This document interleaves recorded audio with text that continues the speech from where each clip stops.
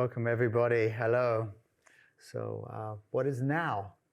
I mean, for us it's now is Monday midday, and for Australia it's Tuesday morning. So now, I guess, depends on where you are. We're going to be looking a little bit more at that nowness. I think every time we come into a meditation, it's useful to bring ourselves present, of course.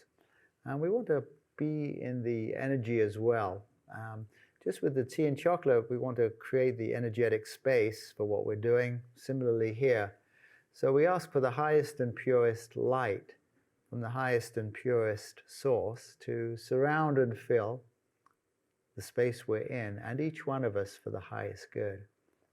As we ask for that light to cleanse and purify, dissolve and transmute any negativity that's in or around us, taking it back into the nothingness from which it came through grace for our highest good. So hopefully you can feel a cleaner space around you now, a clearer space, a space of light, and hopefully loving as well. You can just bring that loving forward from within your heart. And just love yourself in this moment. You can even think of someone you love if it's hard for you to kind of get that loving momentum going. Perhaps it's a puppy, a kitten, a loved one. Sometimes it's a scene from nature. Whatever evokes that loving presence. And to amplify all that we've done, we're going to just bring in John Roger with just a couple of brief quotes for us that we can just listen to him and just listen to what he has to say. I know I play these every time, but for one thing, there's some new people with us, but also each time we listen to this, I think a new insight seems to come forward, as brief as these excerpts are. So let's hear from John Roger. The divine presence is exactly that thing that is present everywhere. And I could take you to a radical point of view and tell you that there really is no soul. There really is only this presence that is omnipotent, omnipresent at all times. But we talk about the soul as that individualized energy to give you a sense of well-being so that you can wave your dilemma away as you rise up in consciousness to find out you are what you have always been and you are the one you've been looking for. If you're not pleasing yourself by being who you are, I got some sad news for you. That's tough, because that's all there is. If you haven't found that place yet inside of you that is full and brilliant, that's tough, because that's all there is. But when you get there, that's enough, because that's all there is. That's all there is for everybody on all the levels of consciousness. The bright, brilliant radiance of our beingness.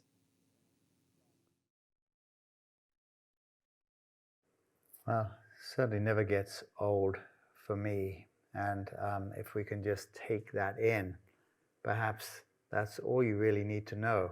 Either one of those excerpts from John Roger. And please do take it in, the bright, brilliant radiance of your beingness.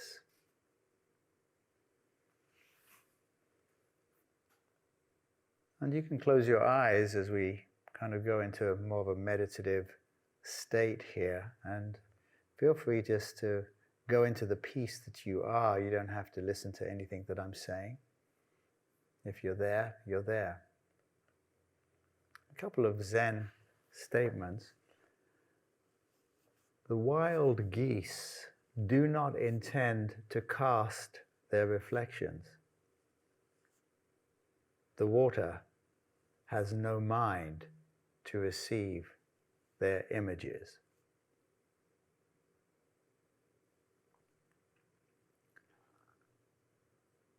I'll say that again. The wild geese do not intend to cast their reflections. The water has no mind to receive their images.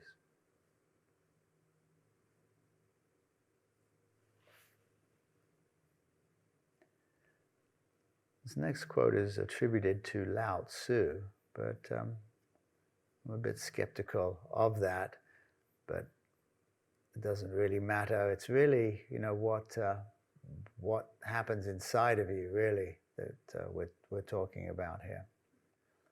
The snow goose need not bathe to make itself white. Neither need you do anything but be yourself. And this is why we come to these meditations, the spiritual sky. Call it the do nothing hour. Take Gerald's words that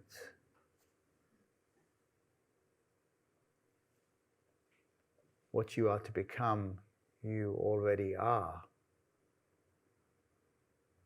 It's very much that idea, the snow goose need not bathe to make itself white. Snow goose is white. That's what it is. So in many ways, we don't need to do anything to be who we are. That bright, brilliant radiance that Gerald referred to.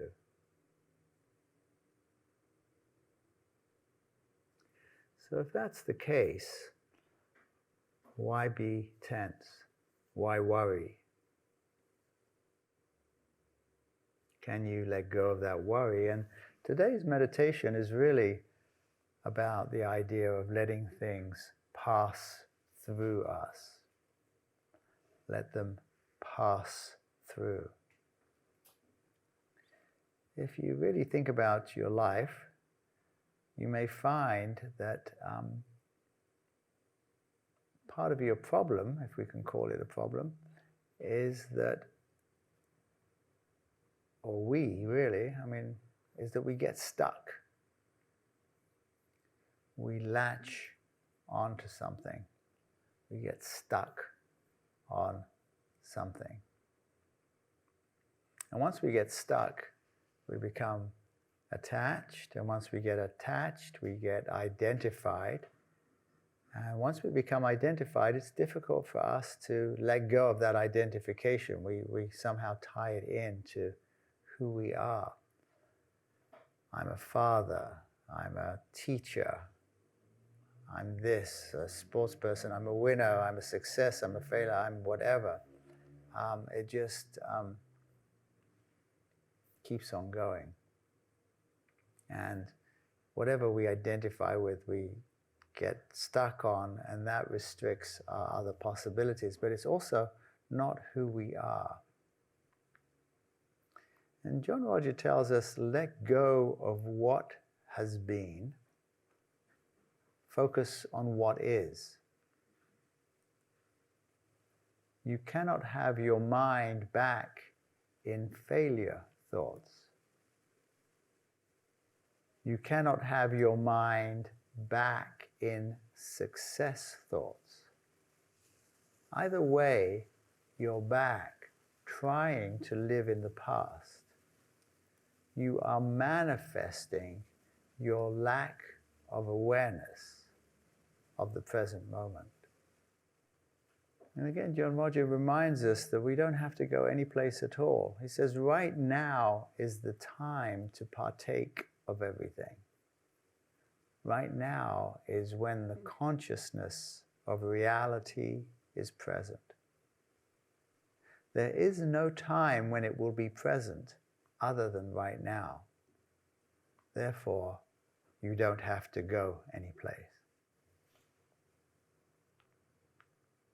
So what brings us back into our identification is oftentimes tension in our body.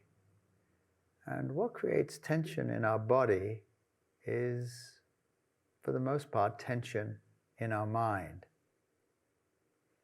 So we have this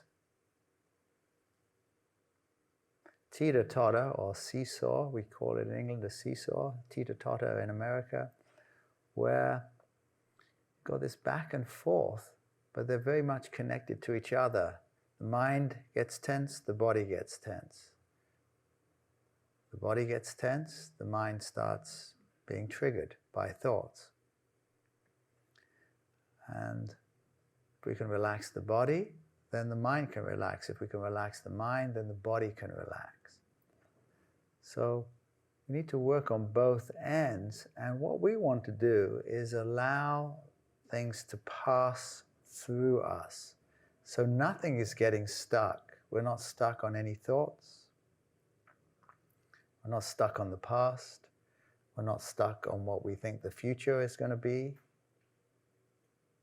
We're just not stuck. We're letting things pass through us. And so as you scan your body, have this idea of passing through. Everything is passing through you. I forget who said it. I think it was Heraclitus many years ago. Something like, a person cannot step into the same river twice. The river is always moving. It's never going to be the same river. And it's the way that life passes through us. But we want to kind of get stuck. We want to hold on.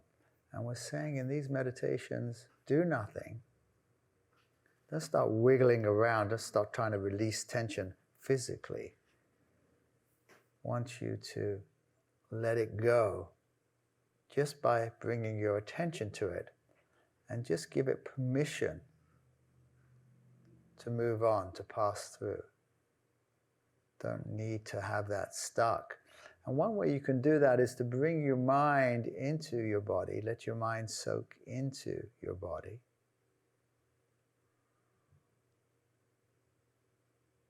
And then let it release. Now when I say the mind, I don't mean we have to be mental about this. It's a different process. You could say your awareness, if that works better for you. We do tend to get stuck in mental loops. So to get out of those mental loops, we want to have that mental process, that mind process, just dissolve through the whole body and then pass through the body, so that our mind becomes clear and our body gets clear as well. And then we can enter, and maybe you find this happening already, into a more quieter, meditative state without being pushed around by our mind or emotions.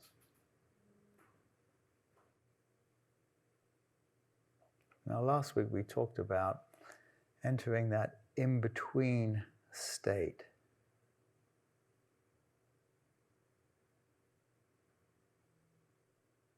Finding that space in all of this.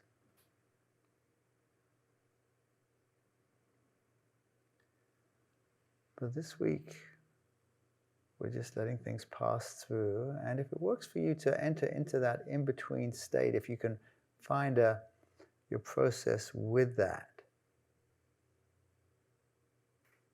by that place between past and future, that you can enter into this gossamer state that when you enter into, suddenly expands into a huge dimension. It's almost as if this point of now is the tiniest sliver which you enter into right between past and future. But that once you enter into it, it expands into vastness. And we want that vastness inside of us so that there's no tension, there's no holding on anywhere, because then we collapse that nowness, we collapse that portal, we shut that door in a sense. Now that door's always open, but we just have to enter through it. But it's not as wide open as the door to the past. The past seems to call us forward, call us into it, not forward, and call us backwards, call us into it. At every step we take, I should have done this, I could have done that. This idea of feeling a victim, that they did this to me, and all of that is past. If it happened a quarter of a second ago, it's past. Entering in the now frees us from this. Perhaps you see a color in your inner vision. You can just follow that color or just receive that color. The consciousness is bringing forward the frequency you need. And if you see a purple color, that's a frequency that you can travel on. So you just may find yourself just moving into that, through this process of now. Walt Whitman seemed to understand all of this, and he said, "I exist as I am. That is enough. If no other in the world be aware, I sit content.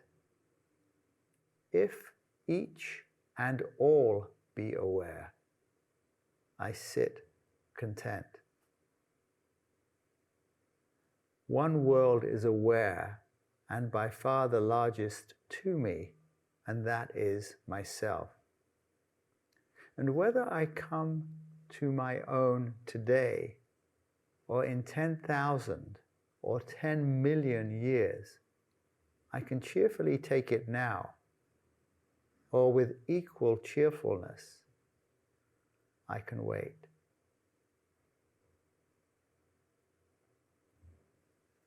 Now here's what strikes me about that quote, which I've quoted often. He mentions the word content twice, and it's an unconditional contentment. If no other in the world be aware, I sit content. And if each and all be aware, I sit content. Content's an interesting word. It means in a state of peaceful happiness. The person is satisfied with what is going on and not wishing for more.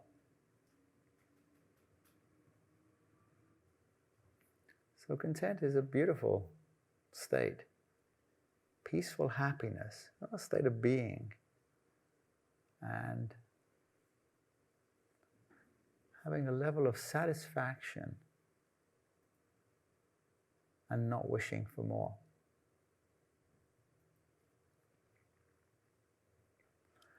And he also mentions the word cheerful twice. Again, an interesting word. Happy and optimistic. It's cheerful. So many carefree, unworried, untroubled. He says, whether I come to my own today or in 10,000 or 10 million years, I can cheerfully take it now, or with equal cheerfulness, I can wait. Again, we see that unconditional quality. So he's not stuck on anything. Whatever is going on, he realizes that he is enough, who he is. Exactly what we were saying at the beginning. John Roger was saying at the beginning. I exist as I am. That is enough. And it doesn't matter if anybody else is aware of it, I'm content. And if everybody is aware of it, I'm content. And if I come into my own, it could be 10,000 years, it could be 10 million years, it could be today. I'll be cheerful if it's now. With equal cheerfulness, I can wait. No stuckness. Everything passing through. But as everything passes through, contentment and cheerfulness. I'm going to play some singing bowls just to have you unstick so that you can feel the vibration a little bit and allow things just to pass through.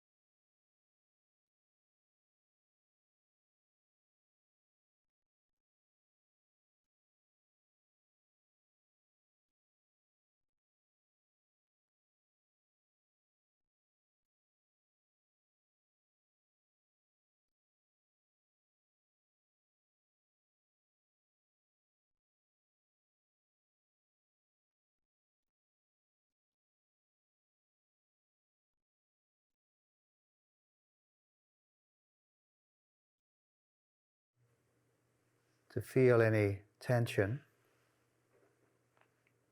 without doing anything about it.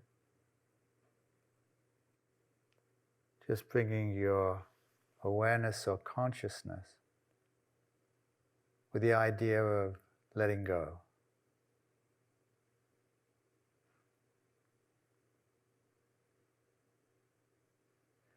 When the mind interacts with the body,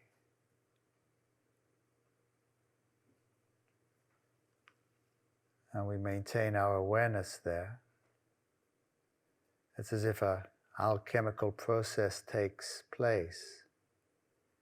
The tissue starts to move and release. Nothing you need to do.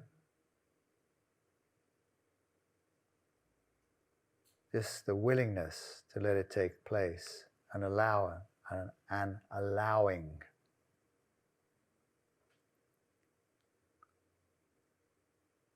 A willingness to let go. A willingness to enter that space between the past and the future. To enter that portal and to reside in that vastness, that freedom. Letting everything pass through.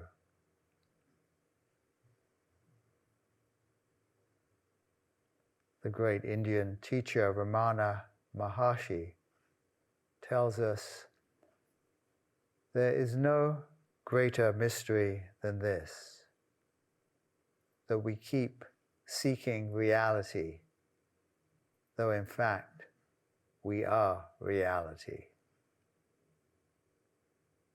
We think that there is something hiding our reality and that this must be destroyed before reality is gained.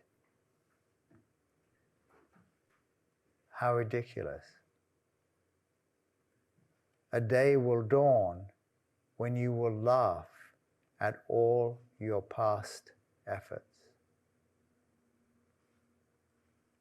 That which will be on the day you laugh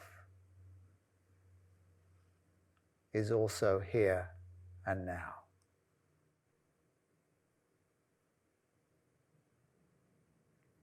Dharmoja tells us that all the forces of spirit are working with you for one intended purpose.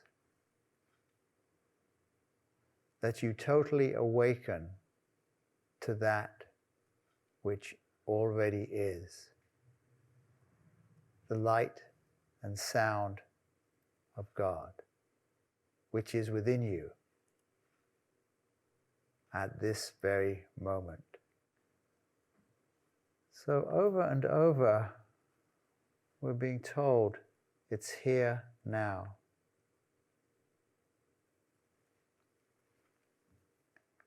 So can we let go? And the answer is, of course we can. But then the question is, can we let go now?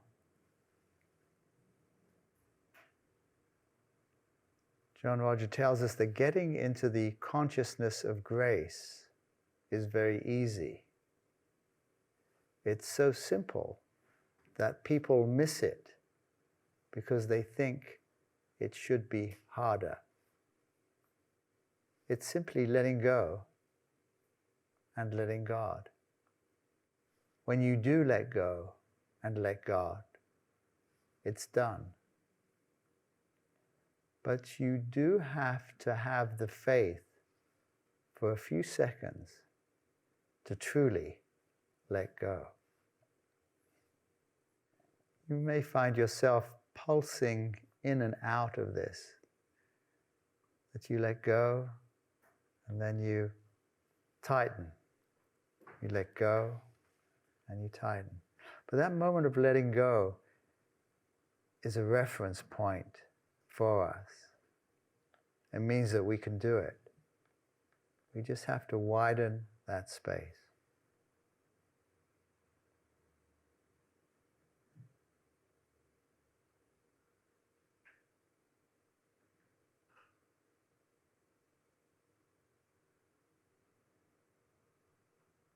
Let yourself embrace the silence. John Francis tells us silence is not just not talking. It's a place where all things come from. All voices, all creation comes out of this silence. So when you're standing on the edge of silence,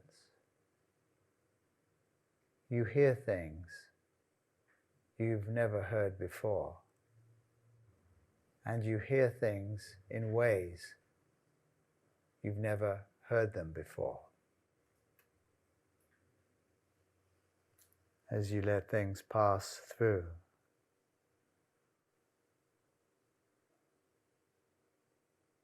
be in this state of silent awakeness.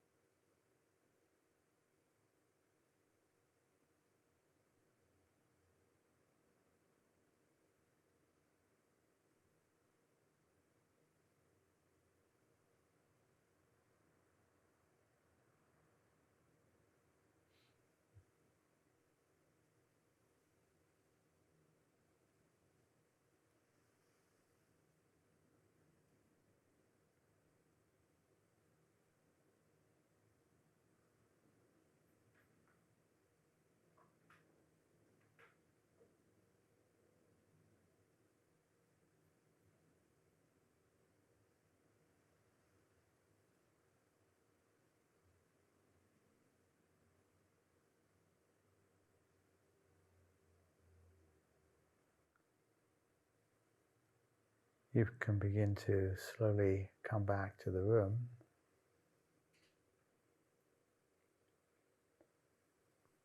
Easy to really move into that space where there's no awareness of time. It's a lovely place to be. And by all means, do stay there. But for those of you who have a time consideration, we are at the top of the hour as we bring this meditation to a close by just gently wiggling your fingers and toes and taking a deeper breath. And when you're ready, you can slowly and carefully open your eyes, come back into the room. And if you have to go, then we'll look forward to seeing you same time next week. So thank you all so much for being here. Thanks for your sharing and your contributions. Hopefully we'll see you next week. Feel free to invite your friends and family. And just lovely to have this community together. Huge thanks to Paul Wilcox and Chris, and to Stella, our great host, and of course to Maria Jose Marignon for translating. And God bless you all. Thank you, everyone. It takes a village to put these things on, so thank you. God bless. See you next time.